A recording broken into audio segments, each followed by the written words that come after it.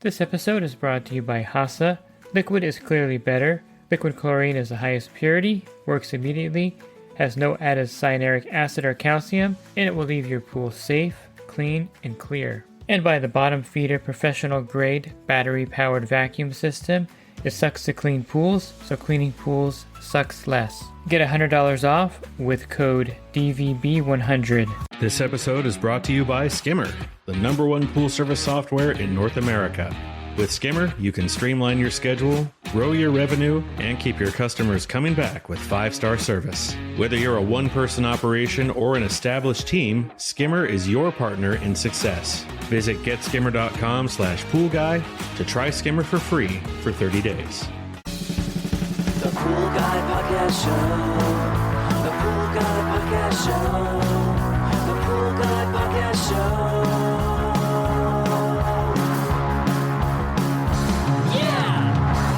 Hi, welcome to the Pool Guy Podcast Show.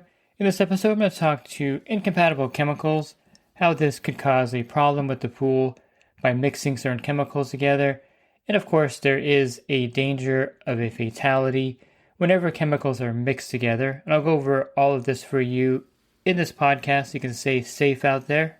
Are you a pool service pro looking to take your business to the next level? Join the Pool Guy Coaching Program. Get expert advice, business tips, exclusive content, and get direct support from me. I'm a 35-year veteran in the industry.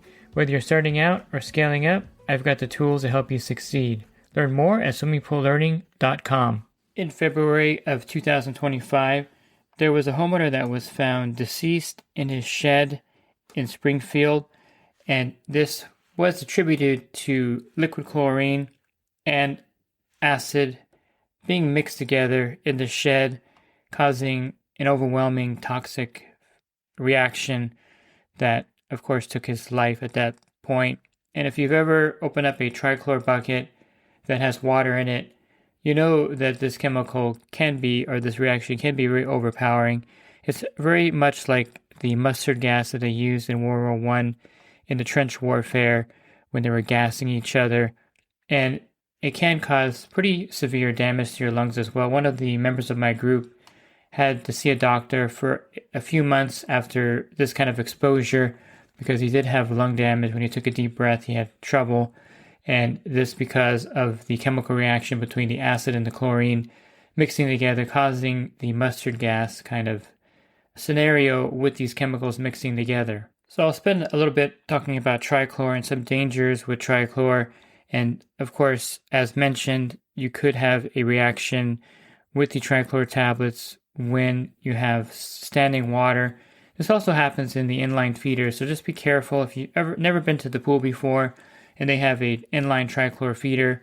When you open that up, you should, of course, open it up and be far away from there because you don't know if the tablet has been dissolving in there. There's a little ball bearing type check valve in there that does get clogged up with the tablet residue, and this could cause the water not to evacuate. It causes the tablet not to dissolve in there properly, causing the same kind of reaction that you would get if you open a trichlor bucket that has water in it. Whenever I get to a new account and there's an existing trichlor bucket there, I take extreme precautions when I open it because I don't know the state of that bucket, if the lid was left off at some point during the rainstorm, if the lid wasn't secured, if the lid has a crack in it somewhere, letting moisture in there.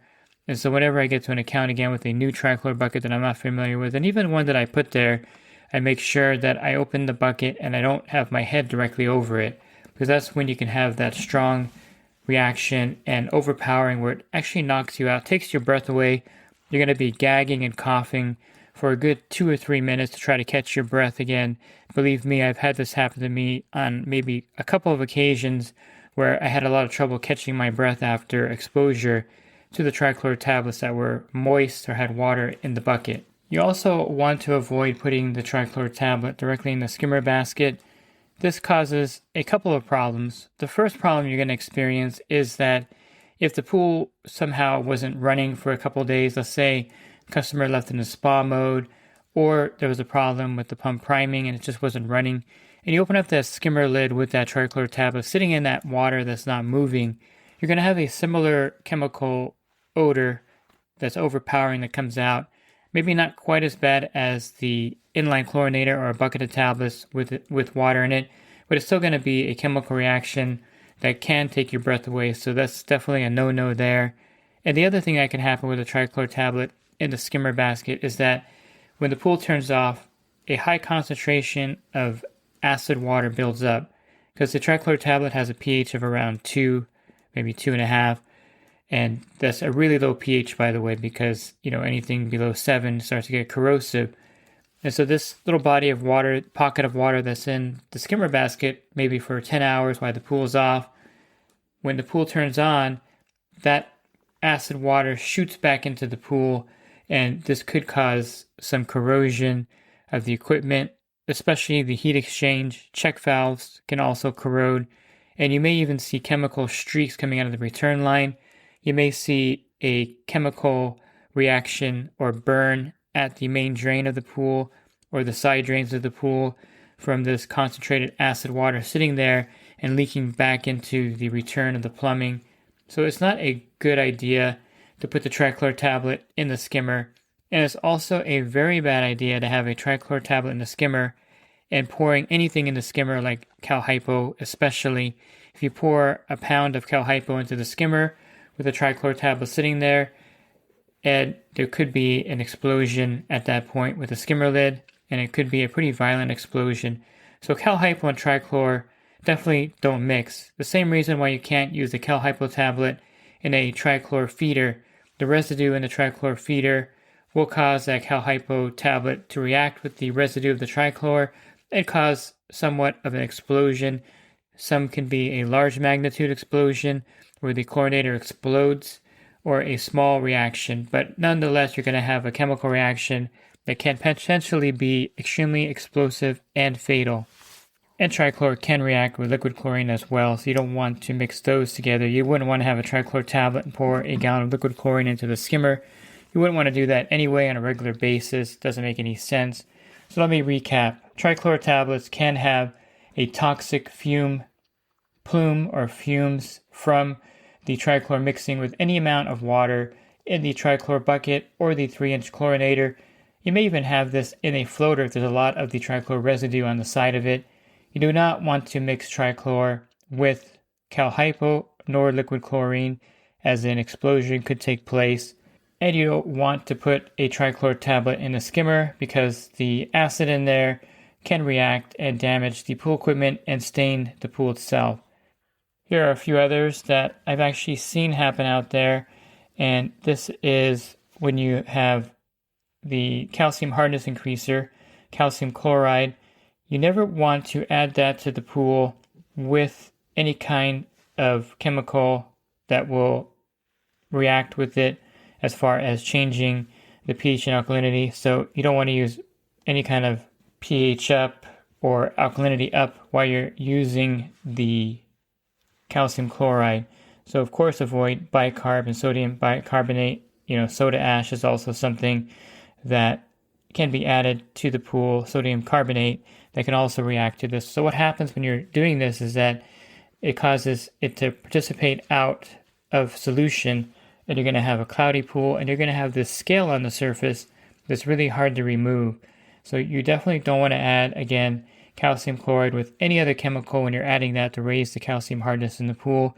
Just pretend that this is a complete standalone chemical, and you're not going to add anything when you add this, at least for the 24-hour period afterwards. Let it dissolve in the solution, and then you can add other chemicals to it. You may want to wait longer just as a precaution, but this can happen, and I've seen it happen, and I've had group members text me with this reaction. So just be careful that you don't mix calcium chloride with any other chemical. That's going to be a standalone chemical only. Something you don't think about too much is when you're adding a stain or metal sequestering agent, you don't want to add a clarifier either at the same time, because this will actually cause cloudiness in the pool and not actually remove it. The chemicals in the clarifier can react with the elements in the metal sequestering agents, causing that cloudiness. So don't mix clarifier with any kind of metal sequestering agent in the pool. And this can happen. You may have a pool that maybe is cloudy, and then you add the clarifier, and then you notice that you also were going to add the sequestering agent at the same time. So just be aware that's going to cause the pool to become very cloudy, and don't mix those two together. And you don't want to mix a stain or metal remover sequestering agent with a phosphate remover, because that will increase the cloudiness as well. So those combinations, phosphate remover already will cause some cloudiness, but if you add it with a stain or metal sequestering agent or remover, that's going to cause even more cloudiness to the pool.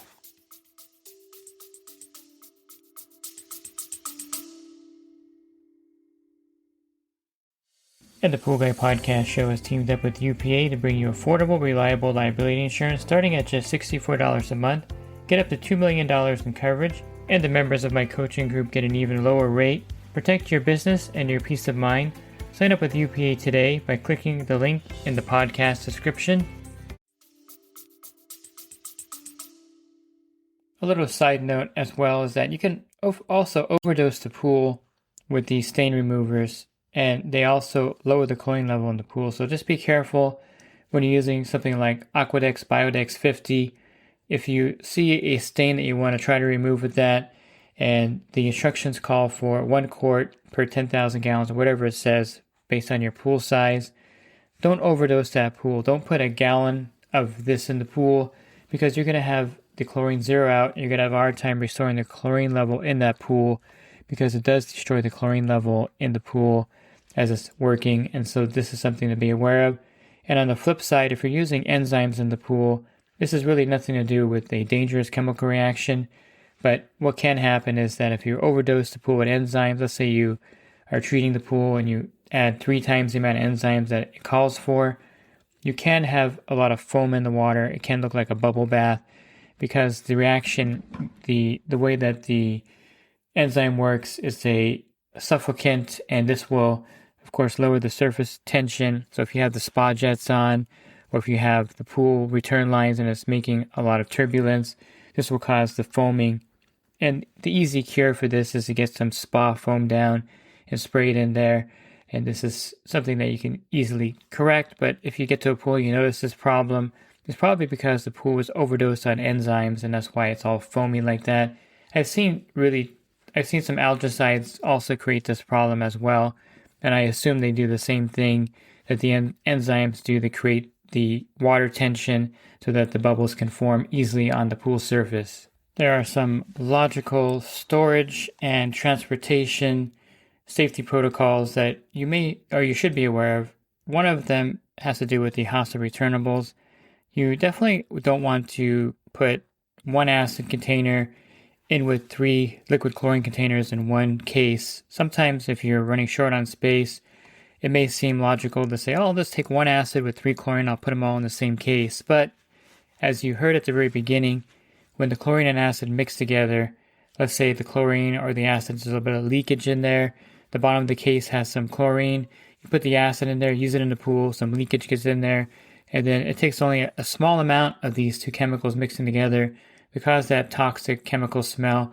The gentleman that lost his life in the shed will attest to the fact that in an enclosed area like that, it can be very dangerous, and even a small exposure to it can cause lung damage. So you don't want to, of course, mix the cases up, nor do you want to turn over the empty chlorine container in the case, because then the chemical is introduced into the case and some residue, and if acid gets in there somehow, you could have a reaction as well.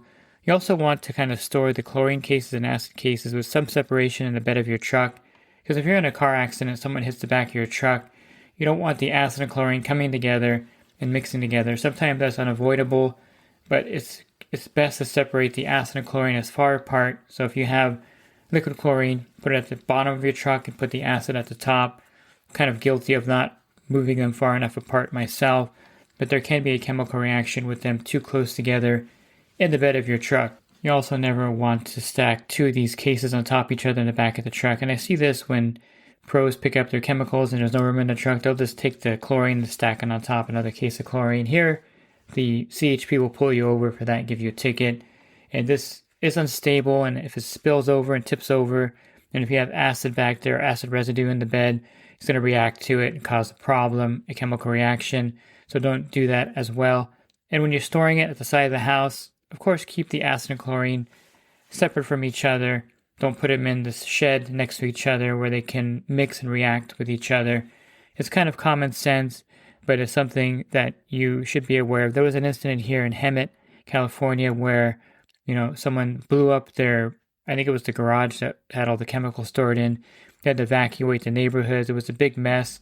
And the cities have been cracking down quite a bit on chemical storage. They'll actually look over your fence and check to see how you're storing stuff. It's not uncommon for some cities to require a permit to store chemicals now. So it's one of those things where a few people kind of ruined it for everybody. So if you have a pool service and you're licensed in a certain city or live in a city with the pool service business, the city may require you to have a chemical storage license as well, or the code enforcement may fine you or cite you for that. So since I'm talking about some common sense things, you don't want to mix two chemicals in a bucket of water. That could cause a reaction as well. You also don't want to mix anything in the skimmer. So again, if you have a trichlor tablet in there, you don't want to pour a bag of cal hypo in there. If you're using cal hypo in the skimmer, you definitely don't want to put any trichlor tablets in there next to them. I know this doesn't sound logical, but it's common sense and these mistakes could happen. So you don't want to do that. And you just don't want to mix any chemicals together in a small body of water because there can be some kind of chemical reaction that happens. There's very little danger of adding a quart of muriatic acid in the deep end of a pool and then a few minutes later adding a gallon of liquid chlorine into that pool because you're dealing with 15,000 gallons of water and you're dealing with a small percentage of these chemicals in that big gigantic body of water.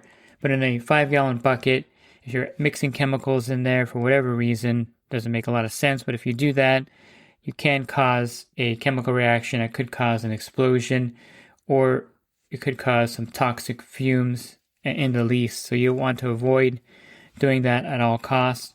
And you just want to really treat the chemicals as something hazardous and dangerous. If you're ordering, chemicals from your supplier, from Pool Corp, the driver has to be hazmat certified to deliver a certain amount of chemicals. And so there's a limit to how many cases of liquid chlorine or muriatic acid they can actually bring, or tablets, unless they're certified. And that's for a reason, because these are very dangerous chemicals and we use them every day. And so we're kind of desensitized to the danger of these chemicals. So I just want to bring it back to awareness that you are dealing with really toxic and hazardous chemicals out there, and really use common sense and caution. And mixing chemicals is the number one cause of reactions, damage, fatality. If you're looking for other podcasts, you can find those by going to my website, swimmingpoollearning.com. On the podcast, at the banner, click on the podcast icon. There'll be a drop-down menu with close to 1,900 podcasts for you. And if you're interested in the coaching program that I offer, you can learn more at poolguycoaching.com. Thanks for listening to this podcast. Have a great rest of your week, and God bless. This episode is brought to you by HASA, providing products that deliver clean, healthy water for every aspect of everyday life. The bottom feeder battery-powered vacuum system, portable, powerful, and only weighs 12 pounds. And Skimmer. Get Skimmer, America's #1 pool service software. Podcast listeners can try Skimmer for free at getskimmer.com/poolguy.